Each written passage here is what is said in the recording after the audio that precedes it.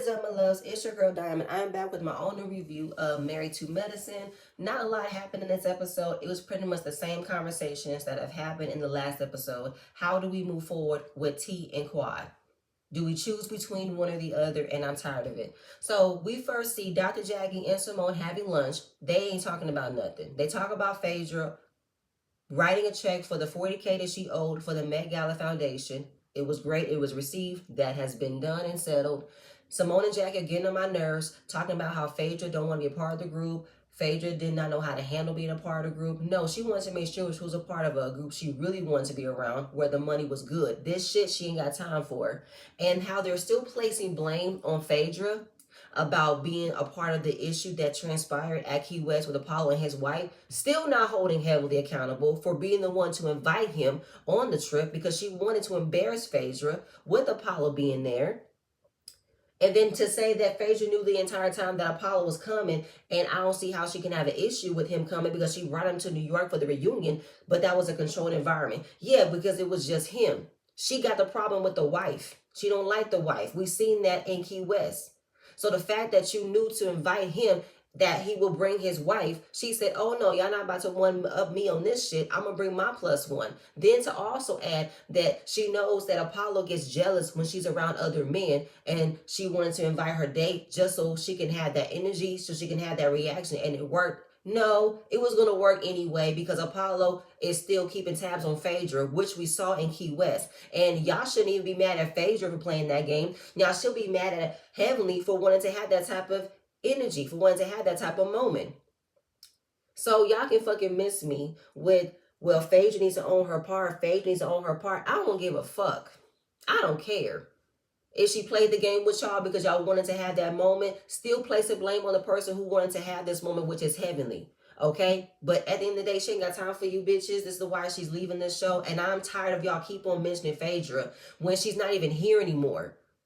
She's not here. Why do y'all need to have Phaedra in y'all mouths to talk about her when she's not here? She left the show. She does not care what y'all think about her. She does not care that y'all really was intimidated about her being here and that she was able to just come in and use this show as a placeholder because she was waiting for a bigger opportunity to come back, which was RHOA, that she's very happy to be a part of. So y'all can go ahead and get out of here with that shit, okay?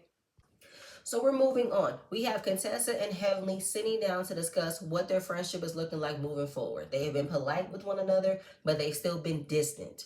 Heavenly wants both of them to accept accountability about what transpired in their friendship. Contessa wanted to know from Heavenly's perspective, what does she need to be accountable for?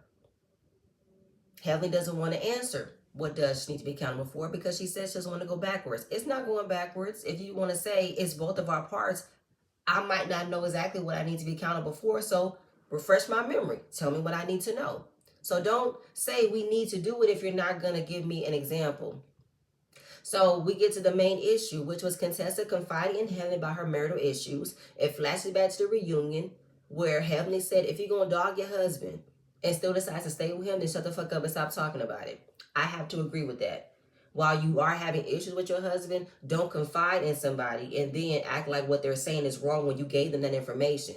If you're going to deal with the issues in your marriage, deal with the issues in your marriage. If you're going to stay in your marriage, stay in your marriage. Don't complain if you're not going to do nothing about it. But of course, when it came down to assuming that Scott was abusive, she said verbally, mentally, emotionally onto her YouTube channel. Contessa said, I never said that, but the way you went about it, it hurt me because Heavenly told her to use the word volatile. And I know when Contessa said, I said volatile, not abusive. It's a game on words.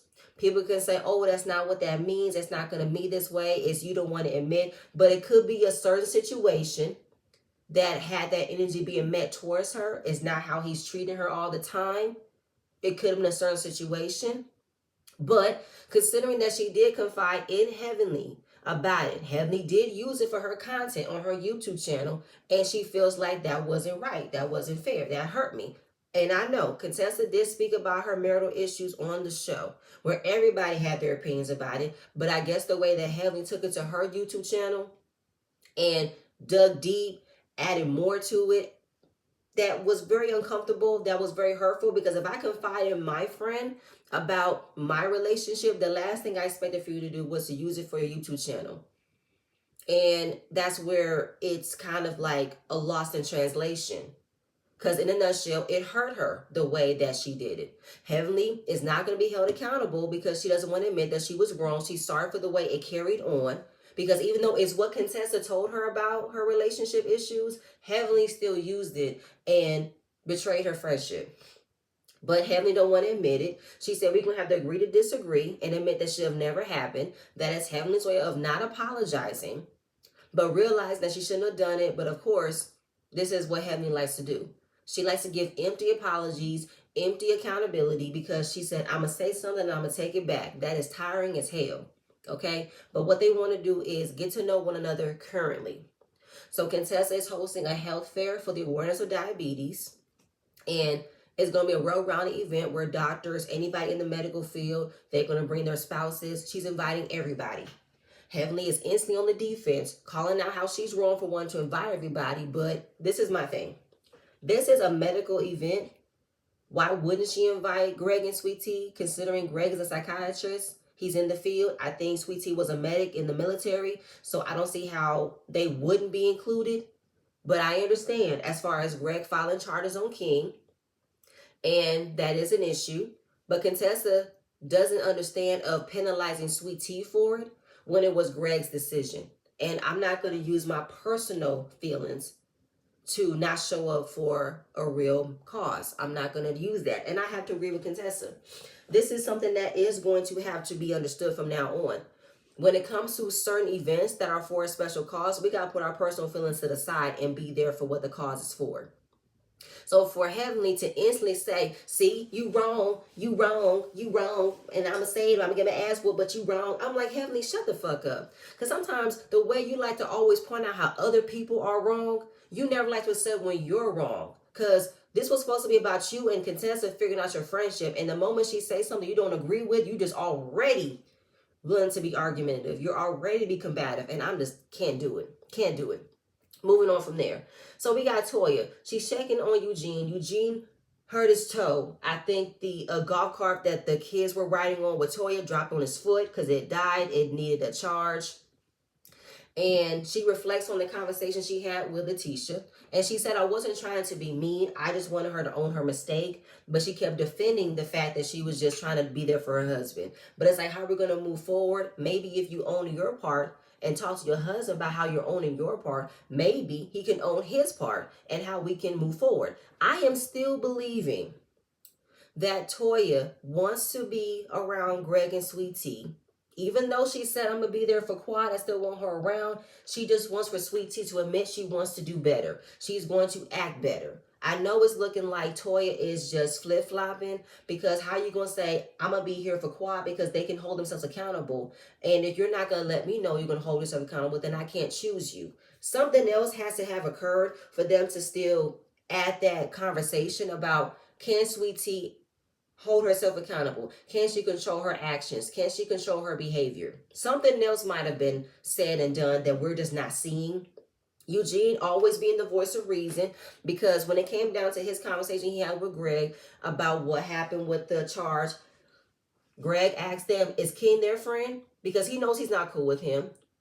And knowing that he's not cool with him, should Eugene be cool with him?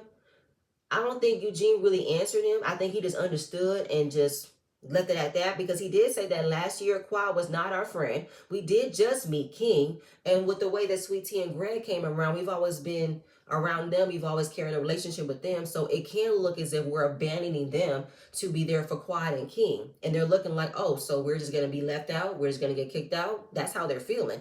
Toya agrees. That is how they're feeling. They are feeling like we're pretty much isolated out from the group.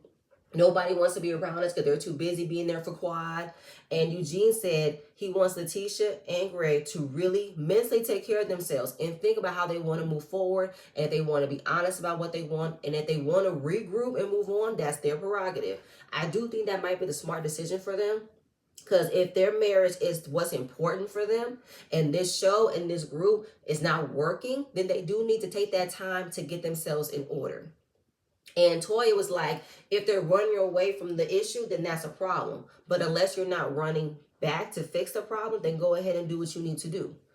And if to be able to move forward, you guys want to be a part of the group, then we can understand that. I do think that Toya and Eugene are looking at it from all angles. They're not trying to be in this position of picking sides of who they like, who they don't like. They're just looking at it from a different perspective, and maybe certain people need to reassess, take time to figure it out, and that's what Toya got from Sweet Tea. Sweet Tea don't want this to affect her marriage. She wants to take her time to figure things out. Toya said, take all the time you need. It is not wrong for you to put your marriage first in order for you to say, I don't think this group is for us, or this show isn't for us. Because y'all can still carry a relationship with the cast if you don't have to be a part of the show.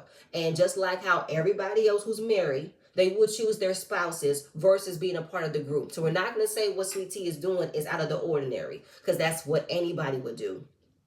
But again, we're just trying to make things comfortable for everybody. Toya is talking about her anniversary. It's supposed to be a great time. We want to be around amazing people, but I don't want to be around people who can't control themselves. I still am not liking the way that it's painting Sweet Tea as this person who is just like a Tasmanian devil and cannot be normal, cannot not be in conflict. I just don't understand that.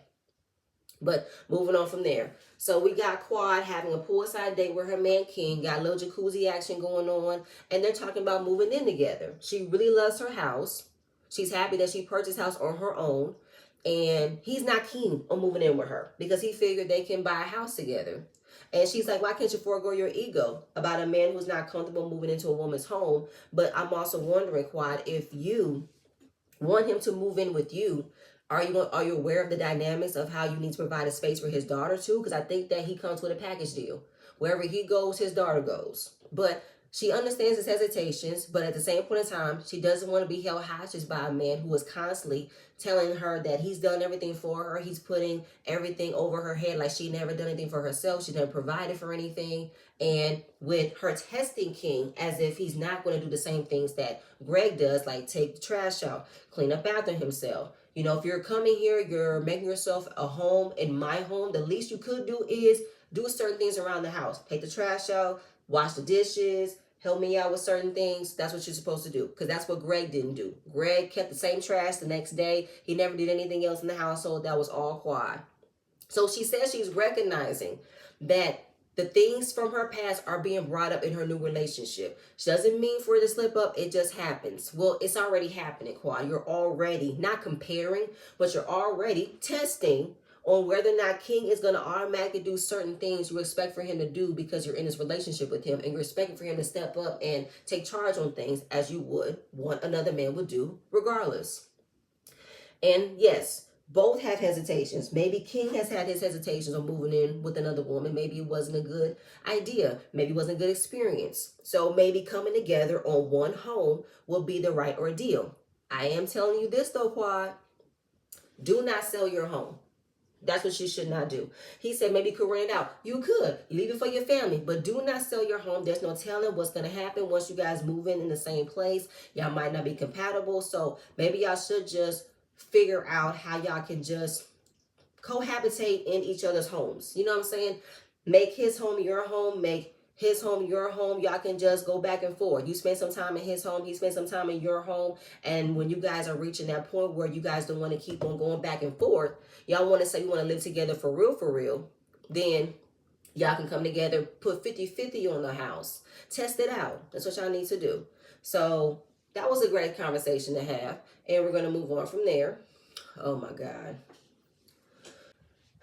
We got Cecil and Simone heading over to their son's apartment to check in on them ever since that they cleaned it up, and it's still a mess. Everything is all over the place. Trash is still overflowing. Dishes not put away.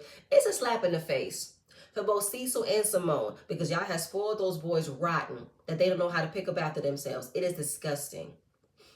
Last year, when it came down to Cecil and Simone getting the condos for the boys, the rules were to keep it clean, if not immediate eviction. How many chances are you going to give your boys? Because they're not learning the lesson. Because you're not going to scare them to have a real dose of reality of learning how to take care of the place you've been provided. So the only option for them is to move back home. Cecil said, hell no. My thing is cut everything off between them. Cut the benefits off. Cut the privilege off. Let them earn what it means to pay a monthly mortgage. Let them earn what it means to live on a budget. Let them earn that. Let them deal with a real life lesson on what it means to take care of yourself. The mortgage for the condo is around $2,100 a month, along with they both need to bring $1,000 each to pay it.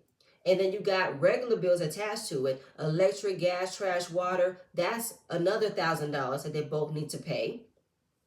And they need to combine their money that they bring in every 2 weeks and come up with a budget. Why are y'all giving these types of conversations now when y'all giving these boys everything? You've never given them these types of conversations when they were coming up, learning how to manage money, learning what it means to pay for certain things, and when you need to put things away, and learn how everything comes every month like clockwork.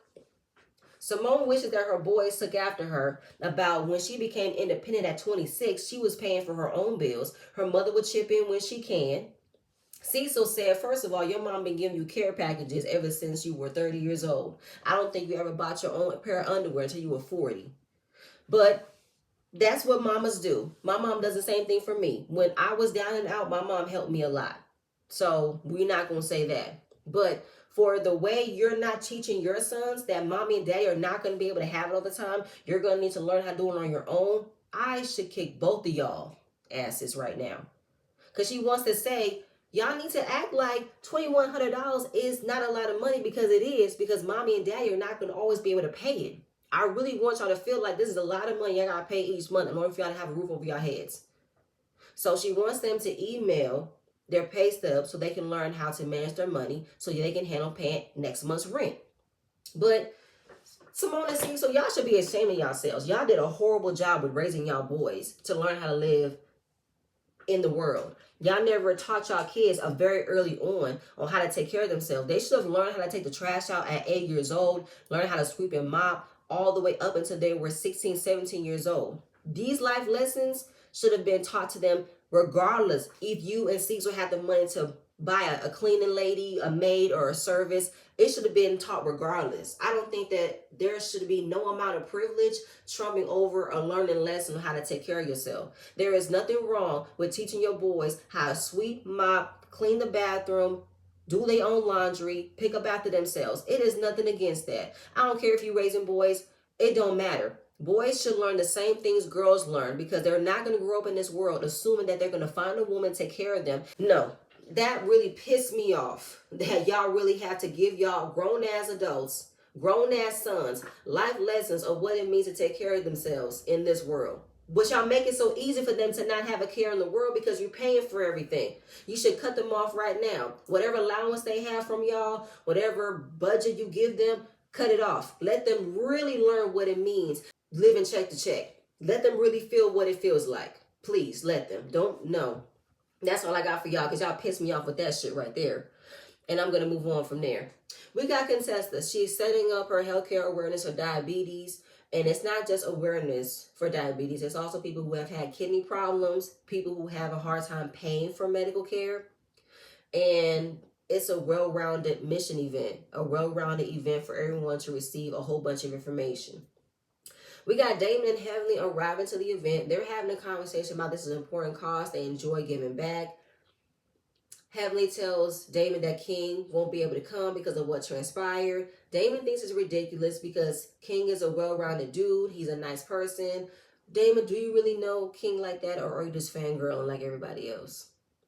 And Heavenly says that they've never been in this type of environment where their disagreements have put them off on coming together for an important cause. That's never happened before. So if you believe, Heavenly, that this shouldn't be an issue for everyone to come support a cause, then why are you making it seem as if Contessa was wrong for using that same exact fact of supporting a cause regardless of personal issues?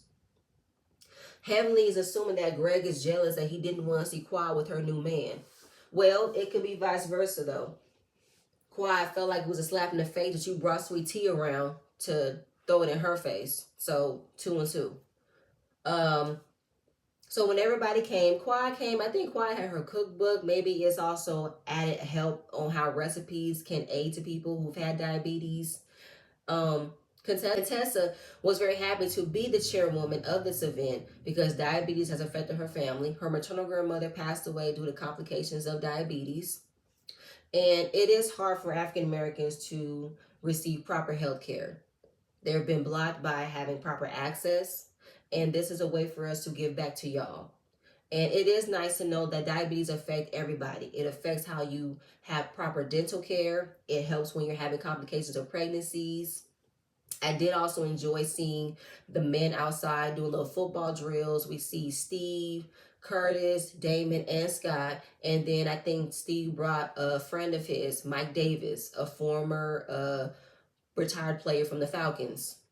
Damon has not been an athletic person. He watches MMA fights, he wrestles. And with all the ladies coming in, I don't think Toya was there yet, but Sweet Tea and Greg were coming. And Heavenly's already speaking for Quad about how they won't be here by the time they show up. Contessa is the only one, in my opinion, who is trying to be as understanding on both parties. She tells Quad it is stressful to start a marriage in this group, knowing that there's a lot of pressure on you and you don't know who have your back, who don't have your back, because we all know the ladies are on Quad's side instead of Sweet Tea's. And she's reminding Quad that you were in a very stressful situation last year about how all the ladies were pretty much against you. But of course, she mentions that, yeah, and I was thrown, someone back in my face who has treated me, and that wasn't cool. That was very stressful. But at the same time, though, Quad, put the blame on the people who put you in that situation, which was Heavenly befriended Sweet Tea in order for you to be back on the show. And you also carried that same energy by being invited to Sweet Tea's bachelorette or bridal shower. So for me, Contessa is the only one who is trying to be neutral, who's trying to see both parties. And Quad thinks that she's being a flip-flopper because one minute you see how I felt, but yet you want me to agree with you seeing how she feels. But there has to be consideration on both parties. One party's feelings doesn't trump the other. And wanting this to be your safety net too. But Quad said, my safety net has been removed. King cannot come around. Everybody has agreed. The way that Greg removed King from the group was petty, was wrong. It was unfair. But as far as treating Sweet Tea like she should not be included because of what her husband decided to do is not fair. We are in a tough situation already of being there for him, being married to him, and we shouldn't penalize her for his actions. And I agree with that. I think that y'all can move forward with y'all issues with Sweet Tea and still hold Greg accountable, but not blame her for it. So we're trying to understand. You come with the +1, she comes with a +1. With Contessa saying that, T is just married to Greg. He's still the same dude. What he did is what he did, but we should not make her be the fault for it. But then at the same time, though, Contessa, knowing what he has done already to Quad that you guys have been aware of, should we really be surprised, or should we really look at it in a different angle? Because it is wrong on all aspects of what Greg did. But I'm not going to make Sweet Tea be at fault for it. I'm not going to do that. But with understanding that you guys both have feelings, Heaven's in the background being negative, saying not when there's a charge in place, because that's when it went left. She's ignoring her, saying she's being negative. But of course, Heaven's getting loud, being combative with Contessa. You got Mimi and Jackie trying to tell her to be quiet. And right then and there should have been a sign that we should not have this conversation. It's getting loud. You guys are being mean towards one another. We are supposed to be here supporting an important cause, and we're too busy arguing. This should not have been the proper time to have this conversation. But I'm thinking that why even have this conversation? Why do we need this much convincing? Why? It's just doing too much for me.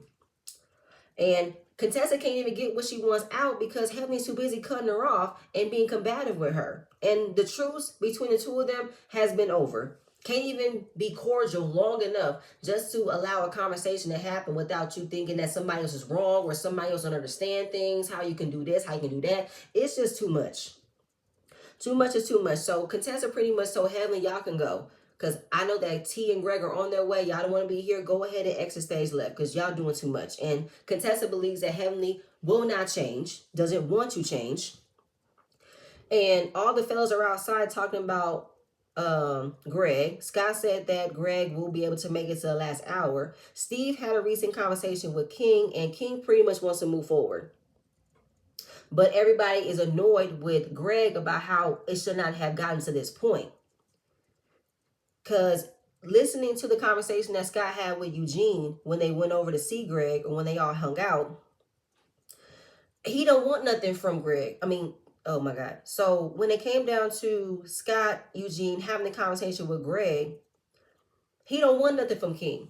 He don't expect anything from him. He's expecting an apology from Quad, excuse me, because of their history. And it's kind of like, good luck getting that, because Quad should not have been involved in this anyway. Quad is not the reason why you can't move forward with King. Both you and King need to have that conversation, because both of you and him were going back and forth. But you expecting an apology from Quad is not going to happen. Just like King expected for you to apologize to Quad, that's not going to happen either. You guys are both going to be avoiding giving each other an apology, because both of y'all want to be right. So all the men pretty much agree that the fault lies with Greg on moving forward. If King had already said his piece, because he's already said his piece on countless occasions and he wants to move forward, the only person who's been stuck in trying to stick it, stuck in trying to win is Greg. And Contessa is still trying to convince Quad, I get it. I'll never put you and Sweet Tea in the same place. You guys will never cross paths. But I did invite them to meet. I don't think it even matters when it comes to inviting other doctors to certain places. It's going to be a regardless invitation. But once they leave, they leave.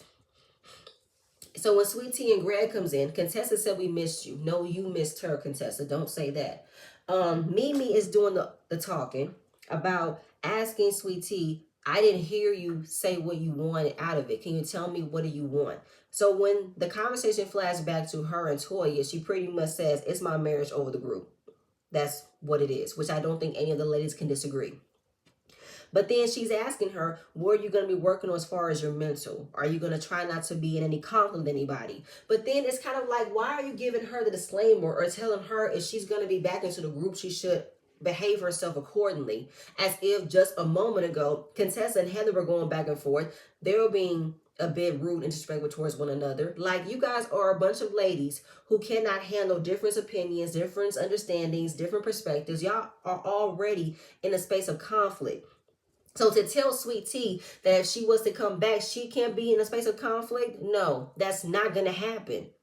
There is not going to be a cohesive group of people who can just move forward without there being any form of conflict. Y'all can never agree on anything, but y'all have learned how to move forward before. But yet y'all making it extremely difficult to believe that T wouldn't be able to be on that same wavelength either.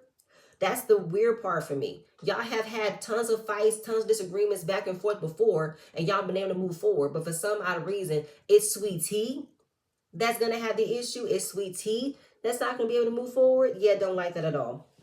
So when the men go outside and talk to Greg, they want to know if there's a possibility for him to drop the charges and see about talking to King and moving forward and understand when the disrespect took place on the beach. Because they want him to hold himself accountable for what transpired on the beach, and he just don't want to admit that he did the most. He just felt like the disrespect was towards my marriage. Yes, the night before. But what took place on the beach was you and King. And you added more information that led King to check you about it. You gave him that same energy with who you think you're talking to. And I figured you'd be like that because I know how your girl is. When you add all that in the mix, that's you giving that energy. You willing to go toe-to-toe with somebody. You don't get to allow for certain things to act in your favor and assume that nobody else will be in that same energy. Contessa is asking Sweet Tea, what does it take for her to move forward? And we're not going to let things, taper off and go to the extreme. But as far as, what Sweet Tea expects out of everybody, she just expects to have her space be mentally safe. And Contessa says she feels sorry for Sweet Tea. And maybe she doesn't know how to navigate being a part of this group. And maybe she doesn't see the value in this group. And if your situation does not allow it, then maybe you should leave. Maybe you should exit the group. This is the thing. I feel like you have to have a strong will in order to present yourself on a reality show and also deal with the repercussions and what comes with it and not allow it to change your marriage. Don't allow it to change your identity or anything of that nature. But you took a break from this show, Contessa, because of what it did to your marriage and because of the friendships you've created, and you took some time to come back and navigate it in a different way. So the same can be said to Sweet Tea. But what I don't like is y'all trying to give her excuse me, like a final notice. Like if she can't get with it, then she should leave. I don't like that at all, because it's a contradictory in a sense, but I can't come up with the words. And the men are pretty much saying the same thing. They don't want to be in a position to choose sides. But if the position presents itself and you don't know what else to do, it's up to them to make that choice, and they have to deal with the choice and accept the choice. And it's vice versa to Greg and Sweet Tea if they want to move forward. Because you're forcing them to choose with this filing charges situation, and you think that it wouldn't conflict with the relationships you've had with each other, because they've all carried a relationship with Greg once he left the show and also when he divorced Quad. But now, since he did come back and seeing this situation, they've looked at him differently. Greg feels like the men don't have his back, but he's also wondering, has he thought about doing the right thing of being a part of the group again, as well as being back on the show? Well, you're only putting them in that position of not having your back because you don't want to hold yourself accountable for what took place. What happened between you and King is between you and King. Y'all both played a part in this. Greg said that having an ex-wife and a new wife in the same place is not easy. Yeah, we figured that because you guys have not did y'all part of healing from the situation. This was not a smooth transaction of being in a cordial place. Scott thinks that Greg is still in his feelings about what transpired with Quad over 7 years ago, and he is not willing to let it go. Yeah, because his ego was ruined. His pride. He wanted to stick it to Quad about how he was able to move on with another woman and never thought that Quad would do the same thing. But like I said, that's pretty much all I have right there. This was, again, the same conversation, another filler episode. The next week's episode is the season finale, which is Toya and Eugene's 16th wedding anniversary. And I'm going to look at Toya sideways because she's going to say to Quad, we don't want to be in a place to choose. But yet you told Quad the episode before, if you can't hold yourself accountable, you're making me choose. So Toya, which one is it? Because in the end, I did say you weren't in that position to choose. I think you just wanted to admit you wanted to still keep your friendship with Quad going because you guys did have a lot of history. You guys want to keep things in a good place, and you're having a hard time navigating or being neutral. That's all. That's it. That's all. But I'm done with y'all. I'm done. I'm done. Please stay tuned for my next video. I'm going to see you guys later. Bye.